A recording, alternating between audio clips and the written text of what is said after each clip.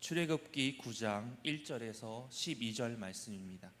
출애굽기 9장 1절에서 12절 말씀, 구약 93페이지경에 있습니다.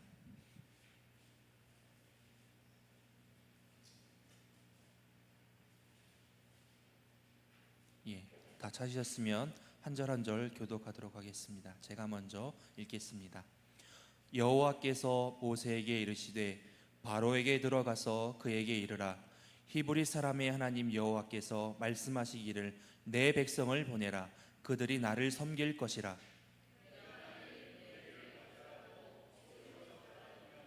여호와의 손이 들에 있는 내 가축 곧 말과 나귀와 낙타와 소와 양에게 더하리니 심한 돌병이 있을 것이며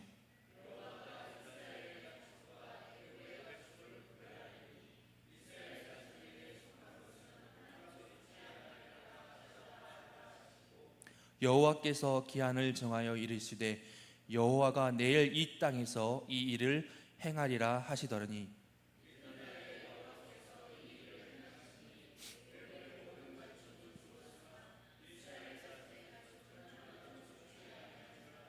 바로가 사람을 보내어 본즉 이스라엘의 가축은 하나도 죽지 아니하였더라. 그러나 바로의 마음이 완강하여 백성을 보내지 아니하니라.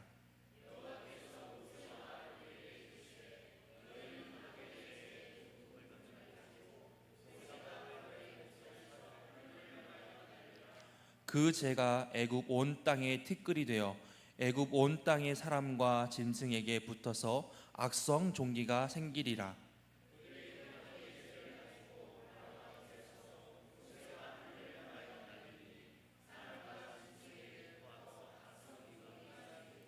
요술사들도 악성 종기로 말미암아 모세 앞에 서지 못하니 악성 종기가 요술사들로부터 애굽 모든 사람에게 생겼습니다. 그러나 여호와께서 바로의 마음을 완악하게 하셨으므로 그들의 말을 듣지 아니하였으니 여호와께서 모세에게 말씀하심과 같더라. 아멘. 출애굽기 연속설교 21번째, 가축의 죽음과 생명의 위협이란 말씀의 제목으로 증거하실 때 큰 은혜 받으시기를 부탁드리겠습니다. 계속되는 우리 출애굽기 설교 가운데 있습니다. 그래서 지금 우리는 이집트에 내려진 이 재앙을 통해서 여호와께서 누구신지, 그리고 이 여호와 하나님께서 무엇을 하고 계신 것인지를 우리가 지금 보고 있는 중에 있습니다. 그래서 여러분, 저와 여러분들의 믿음은 이 여호와 하나님을 알 뿐만이 아니라 우리가 이 땅에서 우리의 믿음과 삶의 모든 의지와 또 구원을 여호와 하나님만을 향해야 된다는 것을 성경을 통해서 지금 배우고 있는 중인 것입니다. 자, 그렇다면 여러분, 지난 시간 이 파리 재앙으로부터 이어지는 두 번째 순환에 속하는 이 다섯 번째 그리고 여섯 번째 재앙에 대해서 오늘 본문을 통해서 보겠습니다. 자, 오늘 말씀 1절에 보시면은 이 다섯 번째 재앙은 전에 두 번째 재앙처럼 하나님께서 내 백성을 보내라 라는 명령으로 시작이 되고 있습니다. 그들이 나를 섬길 것이니라 라고 말씀하시죠. 그런데 추가적인 하나님의 경고의 메시지가 2절에 주어집니다. 백성을 보내지 않고 뭐라고 합니까?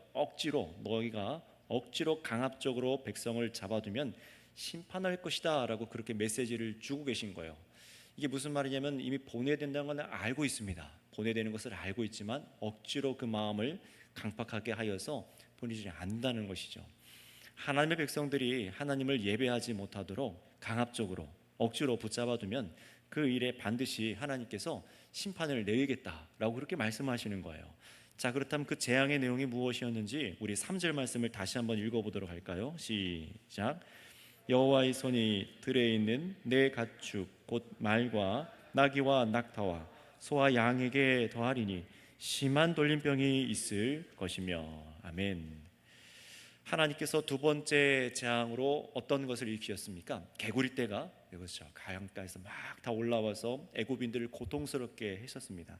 그런데 이번에는 애굽에서 이런 이 가축들로 이번에는 가축에 대한 재앙을 일으키시는데, 단순히 가축을 이용해서 이 애굽 백성들을 고통스럽게 하시는 것이 아니라 어떻게 하십니까? 이제 그 가축들을 다 죽이겠다고 하시는 거예요. 다시 말하면 하나님께서 창조하신 피조물을 죽이시는 재앙을 내리기 시작하셨다는 겁니다.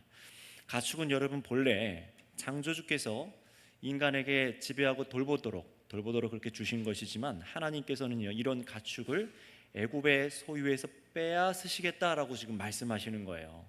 자, 그런데 여기서 단서를 다시죠. 4절을 보실까요? 4절 말씀을 보시면은 이스라엘의 가축은 어떻게 된다고요? 안전할 것이다. 이스라엘 백성의 가축은 안전할 것이다. 다시 말하면 하나님의 백성들이 소유한 가축들은 빼앗지 않으실 것이다 라고 하나님께서 지금 약속하시는 거예요. 이 일을 행하시는 여호와께서 바로 이스라엘 민족의 하나님이신 것을 깨달으라. 이 일을 보고 나서 또 이것도 사실 심판의 내용 중에 하나이긴 합니다. 심판받을 때라도 너희들이 그렇게 당하고 있지만 저 이스라엘 하나님의 선택한 백성을 보면서 그들을 안전하게 지키시는 그 여호와가 지금 심판을 내리시고 그분이 유일한 신이시라는 것을 깨달으라는 겁니다. 오직 이스라엘의 하나님만이 이 가축을 향한 질병을 통제하실 수 있는 참 하나님이라는 것을 알라라고 하시는 것이죠. 여러분, 우리가 알듯이 이 코로나라는 질병에 우리가 한참 동안 좀 고생하고 여전히 남아있죠. 여러분, 질병의 국경이 없습니다. 그렇죠? 막을 수가 없는 겁니다. 그러나 하나님께서 어떻게 하신다고 합니까? 이 가축들에게 내려지는 돌림병 그 범위를 한정하시겠다는 거예요. 그것도 이집트에서 좀 멀리 떨어진 뭐 몇 달을 가는 그런 거리에 있는 그런 것도 아니고 바로 그 밑에 고센 지역에 이 이스라엘 백성들이 사는 곳에서는 전혀 이런 이 가축을 향한 돌림병이 일어나지 않게 하겠다라고 말씀하시는 겁니다. 그러니 따라서 여러분, 여기서 무엇을 말씀하시는 겁니까? 오직 이 모든 일은 질병의 범위를 한정하시는 것이 여호와 하나님께서 하실 수 있는 일이고 사람의 영역이 아니죠. 신의 영역이고 그 일은 오직 유일하신 이스라엘의 하나님만이 통제하신 일이라는 것을 지금 가르쳐 보여주시는 것입니다. 그래서 5절에 보실까요? 누가 이 재앙이 일어날 기한을 한정하는 것으로 지금 성경에 말씀합니까? 그 기한을 두시는데 여호와께서 라고 5절에 시작하지 않습니까? 여호와께서 지금 그 기한을 한정하시는 거예요. 전에 개구리 재앙 때에는 재앙을 물러가는 기한을 누가 정했습니까? 바로왕이 정했죠. 내일 물러가게 해달라, 이렇게 바로왕이 정했습니다. 그리고 이어지는 파리 재앙 때는 어떻게 했습니까? 모세가 그 기한을 정했어요. 그러나 이번에는 하나님께서 친히 기간을 정하셔서 일하시는 것으로 지금 말씀하시는 거예요. 여러분, 지금 이 총 10가지, 사실은 9가지 재앙이라고 말을 하고 이 마지막 것은 따로 분류하기를 합니다. 장자의 죽음은요. 그런데 처음 이 재앙부터 시작해서 무슨 일이라는 겁니까? 점점 이 싸움이 사람의 영역이 아니라 누가 하고 계시다는 것을 지금 깨닫게 만드시는 겁니까? 하나님께서, 맞습니다. 여호와 하나님께서 행하고 계신 것을 분명하게 인식하도록 하는 재앙이라는 거예요. 그래서 재앙이 가면 갈수록 점점 어떻게 됩니까? 치명적이게 됩니다. 전에 재앙들이 그냥 사람들이 살아가는데 좀 불편을 초래하고 조금 그냥 고통을 수반하는 것들이었다면요, 이번엔 짐승의 생명을 걷어가는 거예요. 이건 좀 다른 차원입니다. 생명을 걷어가는 것, 다른 얘기인 겁니다. 여호와 하나님의 그 주권이 어디까지 있으신지를 점점 더 알게 하는 것이죠. 여러분, 우리 6절 말씀 한번 읽어보도록 할까요? 6절입니다. 시작. 이튿날에 여호와께서 이 일을 행하시니 애굽의 모든 가축은 죽었으나 이스라엘 자손의 가축은 하나도 죽지 아니한지라. 아멘. 우리가 마지막 10번째 이 장자들이, 애굽에 있는 장자들이 다 죽게 되는 그 재앙을 알고 있습니다. 마치 그 전초전 같아요. 지금은 현재는 이 짐승의 지금 생명을 데려가고 있지만 나중에는 물론 짐승의 첫 것도 다 죽지만 정말로 그 죽음은 심판을 향해서 가고 있는 것 같습니다. 정말 그렇게 되어가고 있고요. 바로왕이 여호와의 이런 경고에도 이스라엘 백성을 당장 보내겠다라고 하지를 않아요. 아무런 답변이 없자 하나님께서는 먼저 말씀하신 대로 이튿날 곧바로 이 재앙을 시작해 버리십니다. 말씀에 불순종하고 하나님의 백성을 강제로 억압하는 자가 하나님의 경고에도 거절할 때 겪게 되는 것은 그 결말이 무엇이라는 겁니까? 심판밖에 없다라는 것을 또다시 계속해서 반복적으로 보여주는 겁니다. 그런데 그 강도가 점점 심해지고 있어요. 마지막에 처할 그 장자의 죽음, 사람의 죽음은 돌이킬 수 없잖아요. 그 전에 지금 경고들이 주어지고 있는 것을 봐야 되는 겁니다. 하나님께서 어떻게 이 세상 가운데 일하시는지 이 출애굽기를 통해서 먼저 보여주는 것이죠. 자, 그런데 하나님께서 이번에도 이 가축들을 죽도록 심한 돌림병을 일으키셔서 죽게 하셨는데 그 의미에 대해서 조금 말씀을 드려보도록 하겠습니다. 당시 애굽인들은요, 자신들이 섬기는 신을 이 동물의 머리 모양으로 만들어서 우상을 만들어서 섬기는 것이 굉장히 많이 있었습니다. 여러분들이 이미 알고 있듯이 코브라, 이 뱀의 모양도 있었지요. 근데 그 중에서 이 이스라엘 나라와 또 가정과 개인이 소유하고 있는 이 가축들도 예외가 아니었는데, 이 애굽입니다. 이스라엘이 아니라 애굽인 가축들도 예외가 아니었는데, 그들이 키우고 있는 황소 머리, 또 암소 머리, 또 숫양의 머리, 다양한 가축들의 머리 모양을 본따서 신들을 만들어서 섬겼어요. 그래서 여러분들 그 벽화나 어떤 그런 것들을 신화적인 것을 보면은 몸은 사람인데 머리는 게 짐승의 모양, 양의 모양 이런 것들이 있지 않습니까? 전부 다 이집트 신화들 그런 거 관련이 있다라는 것이죠. 이 정도 되면 이집트가 얼마나 수많은 우상과 미신이 굉장히 많았는가 이것을 알 수 있고, 하나님의 진노가 얼마나 정말 바랄 수밖에 없는 상황이었는가를 잘 보여주는 것이죠. 근데 이 가축들 중에서 대표적으로 우상 중 하나가 이 소인데요, 모든 신의 어머니 되는 이 모신이었다고 해요. 암소의 모습을 한 이 하토르라는 신을 그렇게 섬겼다고 기록에 나와 있습니다. 그래서 주석가들 기록을 보니까 이런 소에 관련된 신이 뭐 한둘이 아니더라고요. 제가 조금 소개해 보려고 찾아봤는데 너무 많아서 갖고 오지 않았어요. 이집트 벽화에도 이런 소 머리를 한 신들을 그려놓은 벽화들이 남아 있고, 그것들이 바로 이집트 사람들의 우주관, 철학관, 그들의 남자와 여자가 생식하는 관계, 그리고 이 땅에 살아가는 이 모든 건, 인생관까지가 다 이런 이 소에 관한 신성시한 흔적들이 굉장히 많이 남아 있습니다. 결국 하나님께서 여러분 무엇을 지금 하고 계신 것입니까? 계속해서 이집트 모든 신에 대해 심판을 하고 계시고, 오직 이스라엘 여호와 하나님만이 참 신이심을 깨닫게 하시는 중이시라는 것입니다. 근데 인생에 이것을 잘 깨닫지 못하는 것 같아요. 이렇게 고통을 당하고 그런 것이 파괴되고 있음에도 불구하고 바로 왕이 마음을 꺾지 않지 않습니까?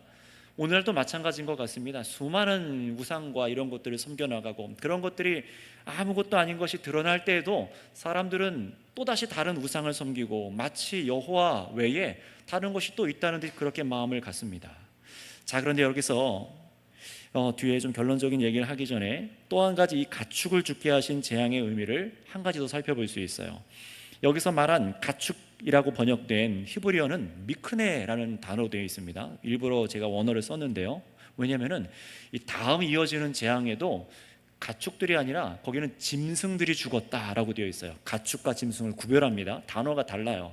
이 가축이라고 쓴 단어는 미크네라는 단어인데 어떻게도 해석이 되냐면 한번 따라할까요? 소유물. 네, 소유물이라는 거예요.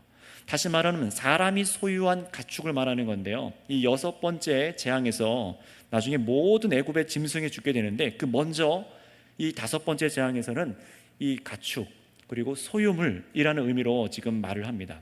이 가축들이 지금 뭘 의미하냐면은, 먼저 하나님께서 죽게 하시겠다는 가축들 중에는 일하는 짐승입니다. 일하는 짐승, 말, 나귀, 낙타, 일을 하고 경제적인 어떤 유익을 얻는데 사용하는 소유물들이죠.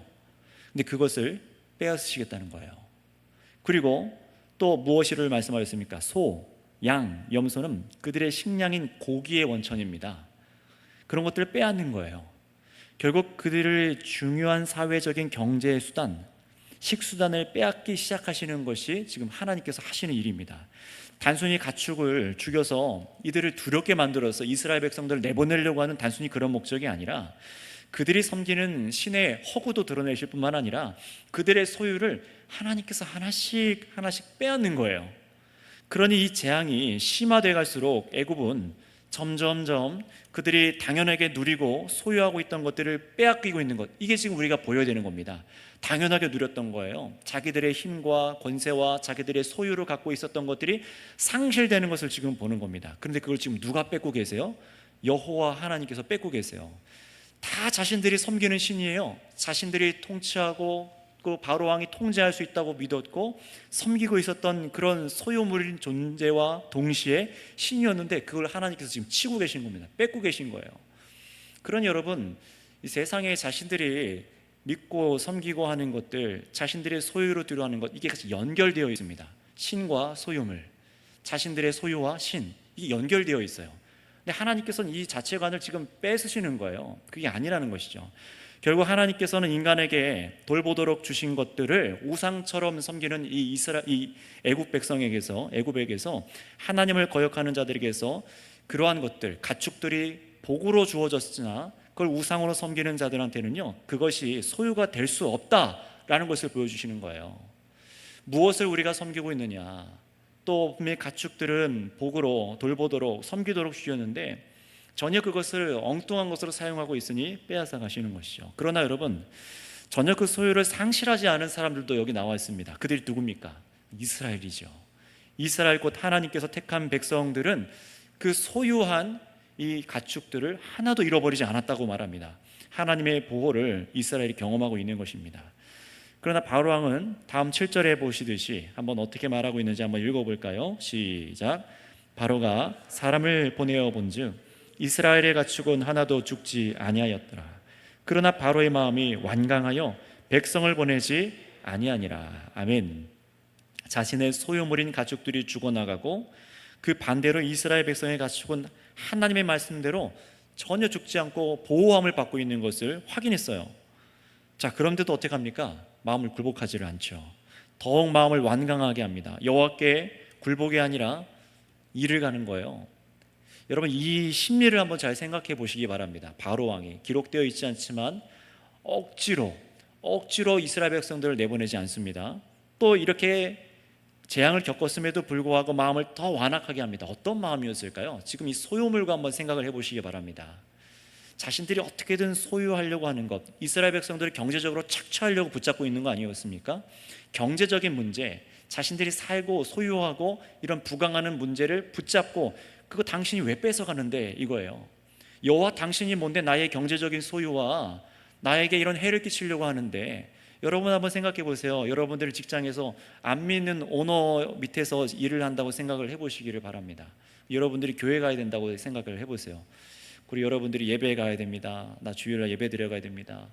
평일날도 예배에 가야 되고 모임을 가야 됩니다. 어떻게 생각할까요? 물론 뭐 편하게 생각하고 뭐 당연하게 생각하는 분도 계실지 모르겠지만 어떤 생각이 들까요? 예를 들면 여러분들이 이제 수련회라든가 뭐 이런 것들을 교회에서 한다고 생각해 보세요. 뭐 1박 2일, 2박 3일 전교인 다 참여해야 됩니다. 여러분 다 참여하실 거죠? 네. 요 동네 맞죠? 예. 생각을 해보세요. 다 참여해야 됩니다. 우리가 가장 앞장서 이 일을 합시다. 그런데 그 얘기를 가서 이제 회사에 가서 얘기를 해요. 자기 상사에게, 여러분의 상사에게, 오너에게 얘기를 한다고 생각을 해보시기 바랍니다. 상사분들이 뭐라고 생각할까요? 그 오너들이 여러분들에 대해서도 되게 이상하게 생각하겠지만 하나님께서 살아계십니다. 그분을 예배해야 돼요. 다 알아야 됩니다. 그러면 하나님께로 그 화살을 돌리기 시작하죠. 당신이 뭔데? 여호와가 뭔데? 예수가 뭔데? 나의 경제적인 이런 상황에 타격을 입히느냐? 당신이 뭔데? 왜 당신이 예배 드리느라고 우리 회사에 이런 누를 끼치느냐? 이런 상황인 거예요. 바로 입장에서는 이해가 안 가는 겁니다. 경제적인 손실을 가져오는 거, 그거 무엇보다 이 세상에서 가장 끔찍한 일 아니에요? 여러분, 가족이 깨어지는 것보다 더 끔찍한 일이 경제적인 손실이라고 하는 세상입니다. 그런 시대에 살고 있는 것처럼 바로가 그걸 잘 보여주는 거예요. 왜 뺏어가냐라는 거예요. 그런 것에서 하나님께서는 그들의 소유를 하나씩 뺏어가시기 시작합니다.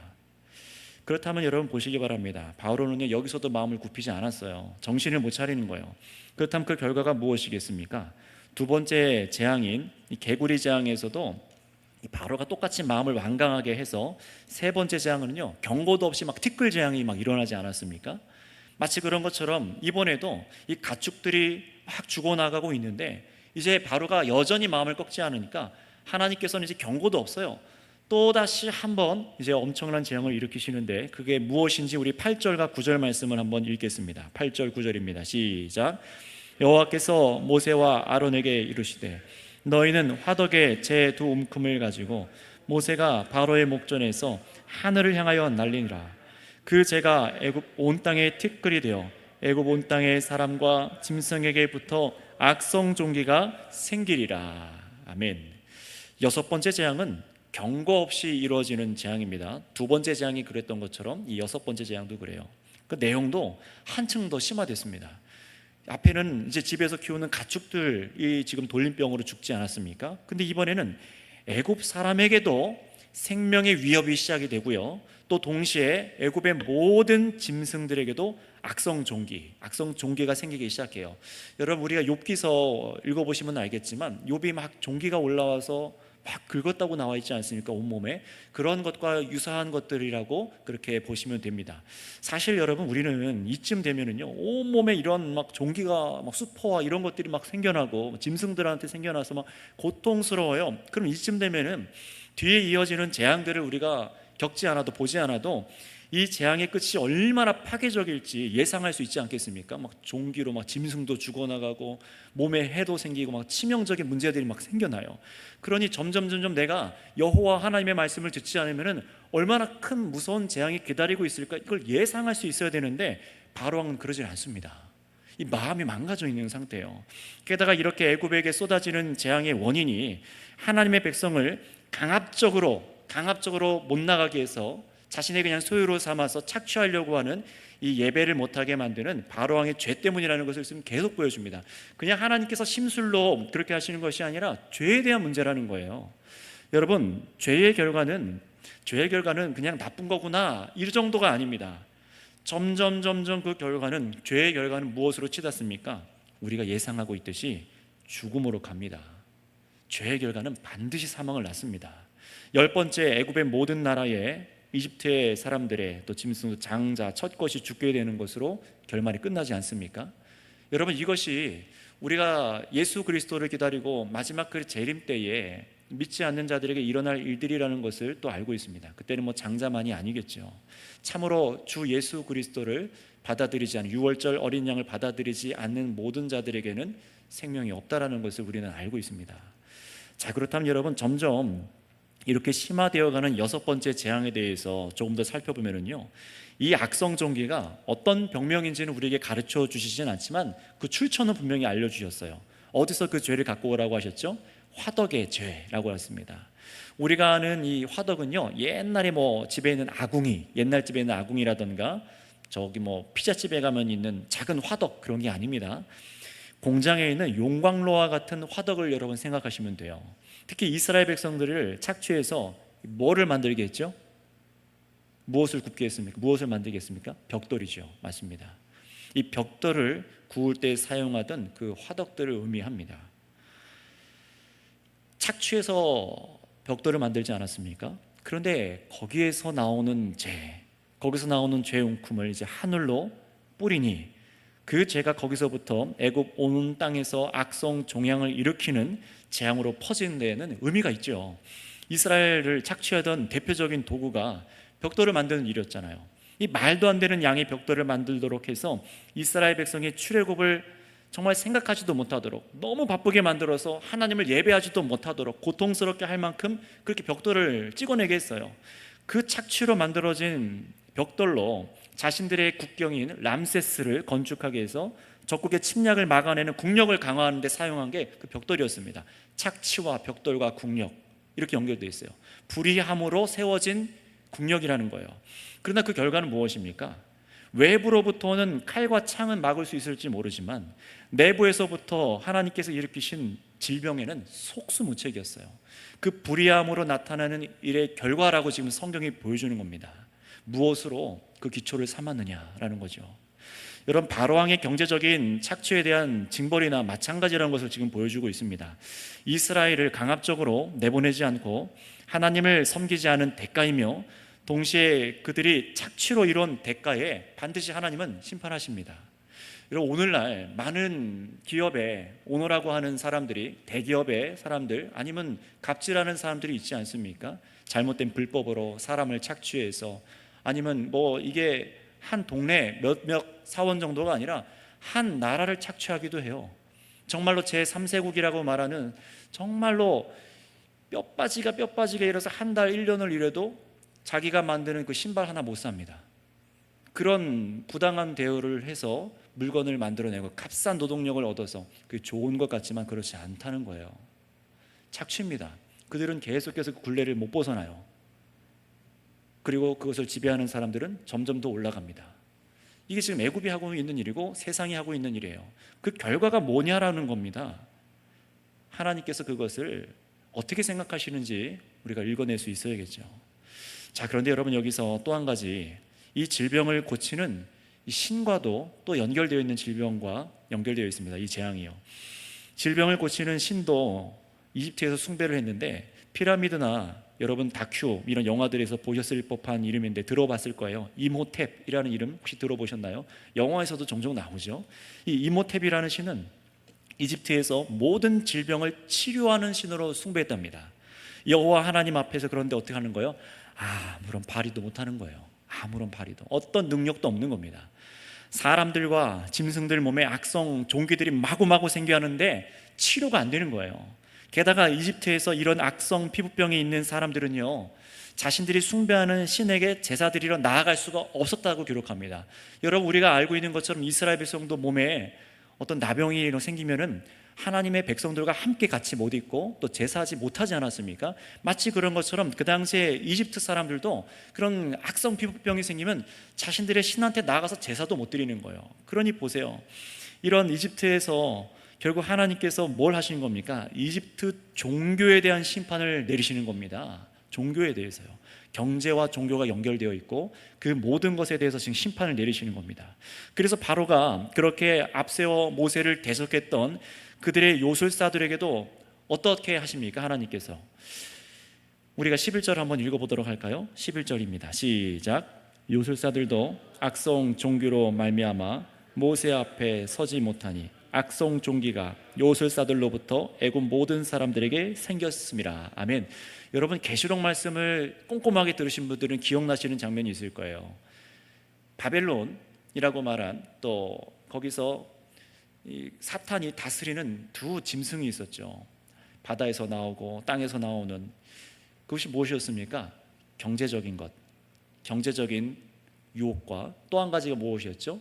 종교적인 배도였죠. 이단들이었습니다. 거짓 교사들이었어요. 이 두 가지를 보시기 바랍니다. 지금 애굽에 그대로 적용되고 있어요. 경제적인 문제, 그 다음에 종교적인 것, 동일하게 지금 가고 있어요. 하나님께서 심판하는 게 뭐냐라는 겁니다. 여러분, 우리는 이 땅에 있는 종교 그리고 경제 정말 찬양하고 살아가요. 그러나 여러분, 이 세상에 자연스럽게 세워지고 우리가 찬양하고 우리가 그 구조 속에 살아가고 있지만 하나님께서 그 구조들을 어떻게 바라보고 계신지, 사람을 착취하고 우상을 세워서 만들어가는 그 어떤 것, 많은 것들을 하나님께서 어떻게 바라보고 계신지를 지금 보는 겁니다. 이 요술살들도 종기가 심히 많아져서 더 이상 이제 모세 앞에 맞서지도 못합니다. 자기 몸도 못 구하고 통제도 못하고 심지어 자기 신들에게 나아가지도 못하는 비참한 꼴이 된 거예요. 얼마나 애굽에서 칭송받았습니까? 바로 왕 앞에서 그런 요술을 부려서 막 신임을 얻고 애굽 전역에서 얼마나 이런 큰 대접을 받았겠어요. 그런데 아무것도 아니라는 거예요. 그것이요, 여호와 하나님 외에는 그 어떤 신도, 그 어떤 사람의 방법도, 어떤 것도 아무런 힘을 발휘할 수 없다라는 것입니다. 따라서 여러분, 우리는 깨달아야 됩니다. 하나님 외에 어떤 술수든 속임수든 정말 귀신의 힘을 빌려서 정말 자신의 의지하던 것들이 하나님 앞에, 그 심판날에 심판 앞에 얼마나 헛되게 무너지고 마는가. 우리 인생들이 의지하는 것, 하나님 외에 의지하고 있는 것들이 얼마나 헛된 것인지를 우리는 깨달아야 됩니다. 여러분, 기억하십니까? 앞에서 애굽의 요술사들이 아론과 같이 자신의 지팡이로도 뱀을 만들었어요. 그리고 강물을 피로도 만들었습니다. 이 요술사들이요. 그리고 개구리도 올라오게 흉내낼 일들이 있었습니다. 그때 어떻게 했습니까? 바로왕이 그것을 보면서 야, 우리도 할 수 있어, 나도 할 수 있어, 얼마나 마음이 완고했습니까? 하나님 앞에서 우리도 할 수 있다, 당신 없어도 잘 살 수 있다 라고 흉내내던 그 행동들이 얼마나 어리석었던 것들인 건지를, 그 결말을 이 6번째 재앙에 이르러서 완전하게 드러난 거예요. 흉내낼 수 없는 겁니다. 하나님의 그 일하심 앞에 흉내낼 수 없는 거예요. 그러니 여러분, 바로왕은 이런 상황에서 자신의 완악한 마음을 꺾고 더 이상 당할 심판을 피해야 됐다는 것이 맞습니다. 그런데 여러분, 12절은 이 바로와 애굽이 당할 재앙이 아직도 멈추지 않았다는 것을 말씀해 주시고 계십니다. 깨닫지를 못해요. 우리가 요한계시록을 읽었을 때도 예수님 재림하실 때도 깨닫지 못하는 자들이 있지 않았습니까? 그런데 이 바로 왕도 그 나라도 계속해서 그러합니다. 정말로 그런지 우리 마지막 구절 12절 말씀을 읽어보겠습니다. 시작. 그러나 여호와께서 바로의 마음을 완악하게 하셨으므로 그들의 말을 듣지 아니하였으니 여호와께서 모세에게 말씀하심과 같더라. 아멘. 하나님께서는 바로 왕의 강팍했던 마음을 어떻게 하셨다고요? 더 완악하게 만드셨다고 하세요. 다시 말하면 바로 왕이 여기서 단지 스스로 완악하게 한 것만이 아니라 성경은요 아주 독특하게 말하죠. 하나님께서 이 바로를 더 강팍하게 만드셔서 굽히지 못하도록 하셨다라고 말씀하십니다. 재앙을 못 피하게 하셨다는 거예요. 지금까지는 바로 왕이 완악한 마음을 돌이키지 않고 자신이 돌이키지 않아서 하나님의 명령을 거절했지만 이제는요 그 완악함을 더 걷잡을 수 없도록 머리도 못 숙여요. 회개도 못합니다. 더 완악하게 하셔서 재앙을 당할 수밖에 없도록 지금 만들고 계신 겁니다. 결국 하나님께서 모세에게 그 전에 애굽에 들어가기 전에 말씀하신 대로 이 재앙이 지금 진행되고 있는 거예요. 결국 여러분 이 애굽에 내려지는 재앙들과 이 바로 왕의 완악함이 더더욱 꺾이지 않는 것은 우연이 아닙니다. 하나님께서 계획하셨던 대로 일들이 진행되고 있는 것을 보여주고 있어요. 여러분 이게 정말 두려운 일 같더라고요. 여러분 어떻습니까? 정말 두려운 일 아닙니까? 자신의 완악한 마음을 경고해도 꺾지 않고 거절하는 것을 넘어서 이 무서운 재앙들을 겪으면서도 자기의 고집을 접을 만한데도 불구하고 그렇게 하지 못하는 거예요. 하나님께서 이미 바로 왕에게 그렇게 계획하셨고 애국과 주변 나라와 특히 이스라엘 백성들에게도 여호와 하나님이 누구신지를 알도록 하기 위해서 바로와 그 나라를 심판하시기로 작정하셨다면 그분의 주권 앞에 이 완악한 마음을 가진 자는요 어떻게 되는 거예요? 더더욱 비참하게 되어갈 뿐이라는 것을 여기서 볼 수 있는 것입니다. 여러분은 하나님의 주권을 어디까지 인정하고 계십니까? 오늘 이 바로 왕의 마음을 더 완악하게 하시는 하나님을 바라보세요. 부당하십니까? 하나님 어떻게 그럴 수 있습니까? 라고 혹시 생각이 드십니까? 바로 왕과 애굽에 내려진 이 심판과 재앙의 결과가 단지 바로 왕의 태도에 달린 것이 아니라는 것을 성경이 지금 우리에게 보여주고 있어요. 하나님께서 어쩔 수 없이 너무 얘가 고집이 세서 바로 왕이 너무 고집이 세서 한번 꺾어보려고 계속해서 재앙을 내리고 내리다가 10번째 찍어서 드디어 넘어갔다, 이게 아니라 하나님께서 어떻게 하신다는 거예요? 하나님께서 그렇게 되도록 만드셨다라고 말하는 것입니다. 여러분 구원하시고 심판하시는 하나님의 주권을 인정하시길 바랍니다. 여기서 우리는 이제 두려워할 수밖에 없는 거예요. 그래서 뒤에 가면은 여호와를 두려워하는 것, 경외하는 것에 대해서 그렇게 많이 말씀하신 이유가 여기 있는 겁니다. 성도 여러분, 하나님께서는 자신이 정하신 대로 일하시는 분이세요. 우리가 그분의 보좌를 움직일 수는 없는 겁니다. 우리가 그분의 뜻을 정한 것을 우리가 공로와 정성으로 옮길 수 없는 것이에요. 우리가 그분의 공의와 행하시는 구원의 계획에 토를 달 수도 없습니다. 하나님께서 말씀하신 대로 이루어 가십니다. 창조주와 피조물의 위치를 생각하셔야 되는 거예요. 아직 하나님께서는 바로와 애굽에 쏟을 그래서 재앙이 남으셨습니다. 우리가 계시록에서 사도 요한이 본 세 번째 세트 재앙, 세 가지 세트 재앙이 있지 않았습니까? 그 재앙이 이 출애굽 재앙과 굉장히 유사하게 진행되는 것을 우리가 이미 알고 있는 것처럼 앞으로 이 출애굽에 남아있는 세 가지 재앙과 마지막 애굽의 장자의 죽음, 그리고 나서야 이스라엘이 애굽에서 나가게 되는 것, 그것이 기다리고 있습니다. 애굽인들이 섬기는 수많은 신들을 다 몰락시키시고, 그리고 그들이 의지하는 소유물들을 다 뺏으시고, 자신들이 하나님 없이 의로운 삶의 모든 결과를 전부 다 멸절하시고, 하나님을 떠난 것에 대한 완전한 결과는 심판밖에 없다, 죽음밖에 없다는 것을 다 보여주시고 나서야 그렇게 그들에게 내려진 재앙이 끝나고 백성들을 구원하십니다. 여러분, 이것은 우리에게 본보기와 같습니다. 정말로 그런지 우리 로마서 15장 4절 말씀을 찾아서 읽어보도록 할까요?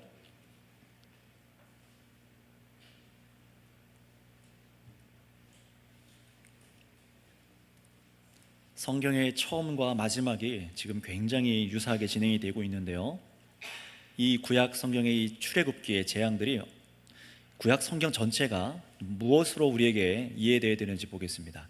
15장 4절입니다. 로마서 15장 4절 시작. 무엇이든지 전에 기록된 바는 우리의 교훈을 위하여 기록된 것이니 우리로 하여금 인내로 또는 성경의 위로로 소망을 가지게 함이니라. 아멘.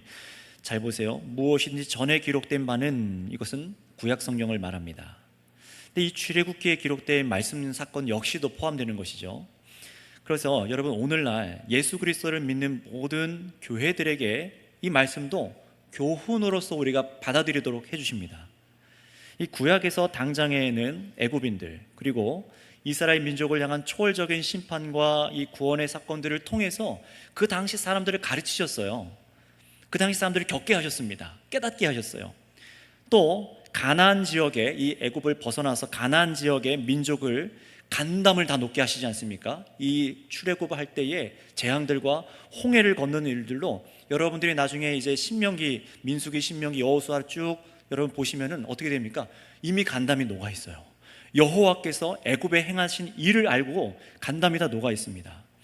그러니 이 이스라엘 가운데 함께 하시는 여호와가 누구인지 그 당시 사람들에게 이 재앙으로 알게 하셨는데, 그런데 그 당시의 사건을 단지 그때만 사용하신 것이 아니라 오늘날 예수 그리스도를 믿고 앞으로도 예수님이 오시기 전까지 교회로 살아가던 모든 사람들에게 여호와가 누구시냐, 그분이 누구신가, 그분의 주권을 인식하는데 이 교훈을 얻도록 만들어 주셨다는 것입니다.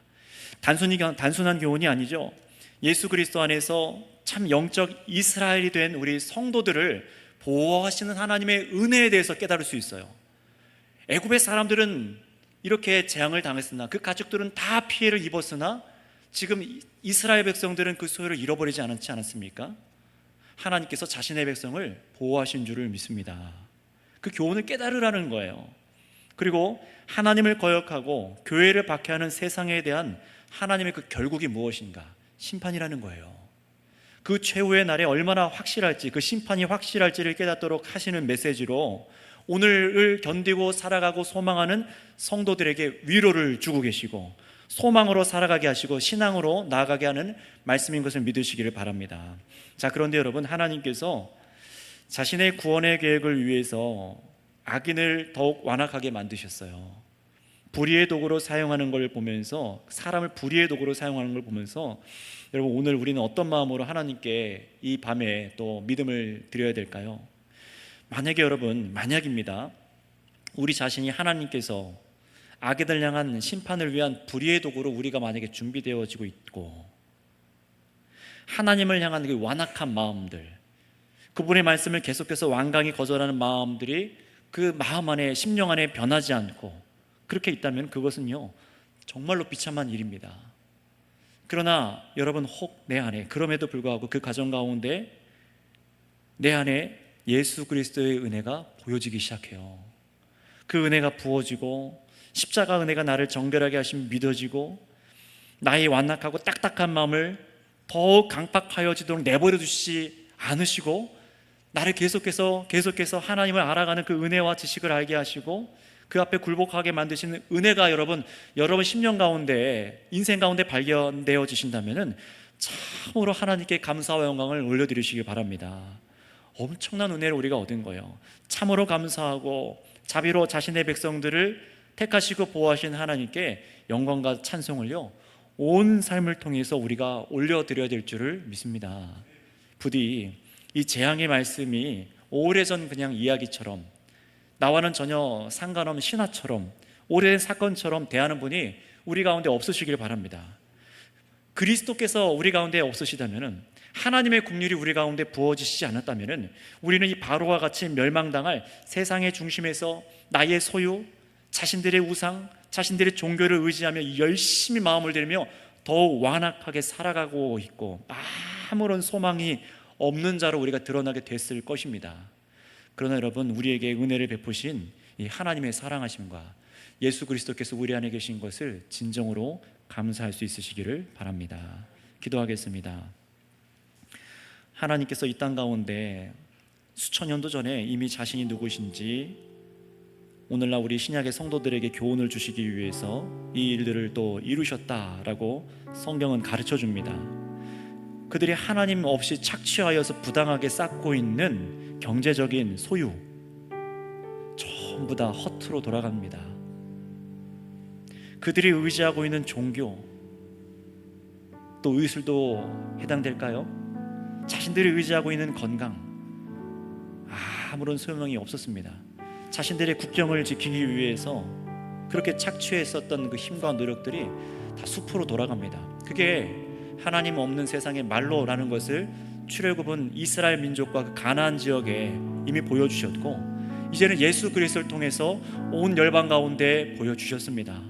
따라서 여러분, 혹 우리가 이렇게 부당하고 착취하고 살아가고 있는 이 세상에 같이 동조하고 마음을 들고 있는 것이 있다면 내려놓으시고, 주님, 우리의 마음을 새롭게 돌이켜 주셔서 바로와 같이 더 완악하게, 그렇게 완악한 불의의 도구로 사용되는 것이 아니라, 하나님, 오직 예수 그리스도의 은혜가 내 안에 필요합니다.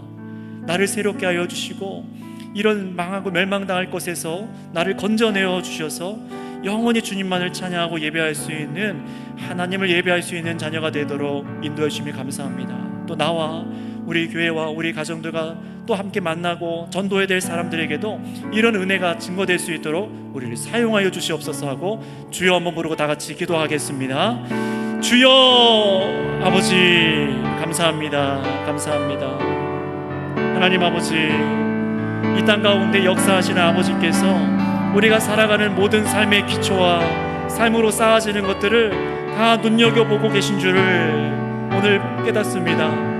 이미 수천 년 전에도 이 애굽이란 나라를 통하여서 그들이 부당하게 쌓아놨던 그런 아버지 부와 소유와 이 모든 것들을 이 주님께서 어떻게 다스리신지를 보았습니다. 주님, 우리가 깨닫기 원합니다. 이 말씀을 통하여서 깨닫기 원합니다. 참으로 아버지 예수 그리스도 안에서 참으로 하나님을 예배하는 것, 하나님 그거 외에 다른 귀하고 참된 아버지 소유가 없는 것을 고백합니다.